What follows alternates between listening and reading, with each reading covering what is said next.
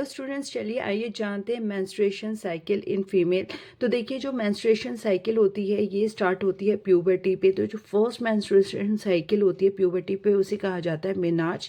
और ये जो साइकिल होती है इसमें डिफरेंट डिफरेंट इवेंट्स होते हैं। तो द फर्स्ट मेंस्ट्रुएशन साइकिल होती है आपकी, वहाँ से जो इवेंट स्टार्ट होते हैं और नेक्स्ट मेंस्ट्रुएशन साइकिल तक रहते हैं उसे कहा जाता है मेंस्ट्रुएशन साइकिल, राइट। अब देखिए जो हमारी मेंस्ट्रुएशन साइकिल है ये 3 फेसेस में डिवाइडेड है। Face is menstrual phase, second is follicular और प्रोलिफरेटिव फेज भी इसे कहा जाता है क्योंकि एंड्रोमेट्रियम प्रोलिफरेट होती है।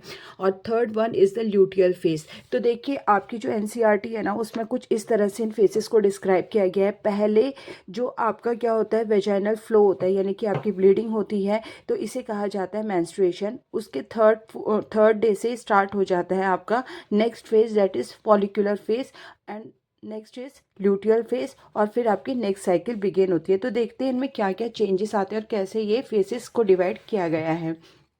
तो देखिए सबसे पहले आपका आता है मेंस्ट्रुअल फेज, यानी कि इस फेज में क्या होता है जो आपकी एंडोमेट्रियम वॉल होती है जो फुली प्रिपेयर थी, ठीक है, किसी भी एम्ब्रियो को, डेवलपिंग एम्ब्रियो को इम्प्लांट करने के लिए, बट आप रिलीज ओवम है वो फर्टिलाइज ही नहीं हुआ है। तो उस केस में क्या होगा, जो आपकी एंडोमेट्रियम वॉल है वो ब्रेक डाउन हो जाएगी, उसमें जो ब्लड वेजल्स हैं वो ब्रेक डाउन हो जाएंगे और वेजाइना से लिक्विड बाहर आएगा जिसे कहा जाता है मेंस्ट्रुअल फेज, राइट। उसके बाद जो नेक्स्ट फेज आता है डेट इज फॉलिकुलर और प्रोलिफरेटिव फेज। तो इस फेज में क्या होता है जो आपके, अब यहाँ पे तो क्या हो गया, वेजाइनल फ्लो हो गया। अब नेक्स्ट साइकिल स्टार्ट हो गई। तो जो आपके प्राइमरी फॉलिकल्स हैं ये देखिए एनसीईआरटी में इस तरह से दिखाया गया है। तो ये जो प्राइमरी फॉलिकल्स हैं ये ओवरी में डेवलप करने लग जाएंगे, ठीक है। और ये किन की वजह से हो रहा है, ये होता है जो आपकी ओवरी में, यूट्रस में बहुत सारे चेंजेस हो रहे हैं, ये इस वजह से हो रहे हैं क्योंकि जो गोनाडोट्रोपिन हार्मोन होता है जिसमें बेसिकली 2 हार्मोन आते हैं, luteinising hormone and follicular stimulating hormone, इनका जो लेवल है वो इंक्रीज हो जाता है। जब इनका लेवल इंक्रीज होगा तो जो प्राइमरी फॉलिकल्स हैं वो आपकी ओवरी में ही डेवलप करने लग जाएंगे और मेच्योर ग्राफिकन फॉलिकल बना लेंगे, ठीक है। तो ये जो मेच्योर ग्राफिन फॉलिकल्स हैं ये किसकी वजह से हो रहे हैं, ये किसकी वजह से हो रहे हैं, ये हो रहे हैं due to the increase level of the luteinising hormone and follicular stimulating hormone. अब क्या हुआ, जैसे ही फॉलिकुलर डेवलपमेंट हो रही है तो उससे क्या हो जाता है आपका एस्ट्रोजन रिलीज हो जाता है और जैसे ही एस्ट्रोजन रिलीज होगा तो जो एंड्रोमेट्रियम वॉल है वो भी आपके रीजनरेट होनी शुरू हो जाएगी, यानी कि वो फिर से प्रिपेयर होनी शुरू हो जाएगी। वो कौन से प्रोसेस से रीजनरेट होती है, वो रीजनरेट होती है थ्रू द प्रोलिफरेशन, ठीक है।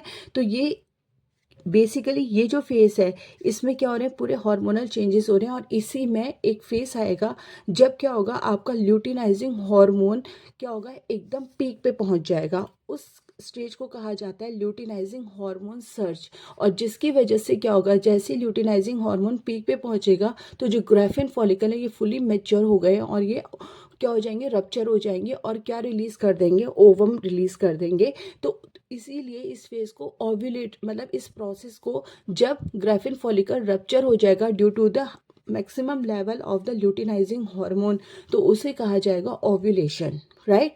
अब यहाँ पे ओव्यूलेशन हो गया और ये कौन सा पीरियड होता है जब ये ओव्यूलेशन होता है, ये होता है आपके साइकिल का 14th डे या 5th डे पे, यानी कि जो मिड पीरियड होगा उसमें ओव्यूलेशन होगी। उसके बाद जो नेक्स्ट फेज आता है वो है ल्यूटियल फेज। तो इसमें क्या हुआ, जो ग्राफिन फॉलिकल जो रप्चर हो गए थे, देखिए ये रहा ग्राफिन फॉलिकल यहाँ पे रप्चर हो गया, उसने ओवम रिलीज कर दिया है। अब जो ये रिमेनिंग पार्ट है ग्राफिन फॉलिकल का ये किस में कन्वर्ट होना शुरू हो जाएगा, ये ट्रांसफॉर्म होना शुरू हो जाएगा कॉर्पस ल्यूटियम में, ठीक है। तो ये जो कॉर्पस ल्यूटियम है, जैसे कॉर्पस ल्यूटियम यहाँ पे बनना शुरू हो गया, ट्रांसफॉर्म हो गया, तो उससे क्या हो जाएगा, प्रोजेस्टेरॉन हार्मोन रिलीज हो जाएगा जो कि बहुत ज़रूरी होता है एंड्रोमेट्रियम को मेंटेन करने के लिए, ताकि जो एंड्रोमेट्रियम वॉल है वो फिर से बन सके और अगर फर्टिलाइज्ड ओवम वहाँ पे आए तो वो इम्प्लांट हो सके प्रॉपरली। तो ये जो तीनों फेस हैं इनमें जो मेन फेस है आपका फॉलिकुलर फेस है जिसमें ल्यूटिनाइजिंग हार्मोन और फॉलिकुलर स्टिमुलेटिंग हार्मोन का लेवल बढ़ जाता है और उसकी वजह से फॉलिकुलर डेवलपमेंट हो रही है। जैसी फॉलिकुलर डेवलपमेंट होती है तो आपका एस्ट्रोजन लेवल इंक्रीज हो जाएगा और जैसे ही एस्ट्रोजन लेवल इंक्रीज हो जाएगा तो एंडोमेट्रियम वॉल रीजनरेट होना शुरू हो जाएगी, राइट। तो इसमें से ना क्वेश्चन ये आता है कि किस उसमें कौन से फेज पे जो ल्यूटिनाइजिंग हार्मोन है या फॉलिकुलर स्टिमुलेटिंग हार्मोन है वो अपने पीक लेवल पे पहुंच जाते हैं, ये क्वेश्चन आता है। या फिर आता है कि जो प्रोजेस्टेरोन हार्मोन है वो कौन से फेज पे उसका लेवल इंक्रीज हो रहा है। और वो पीरियड जब 5 टू 50 ईयर्स के बीच का जो टाइम होता है जिसमें जो मेंस्ट्रुएशन साइकिल है वो सीज हो जाती है, उस पीरियड को क्या कहा जाता है, मेनोपॉज कहा जाता है, राइट।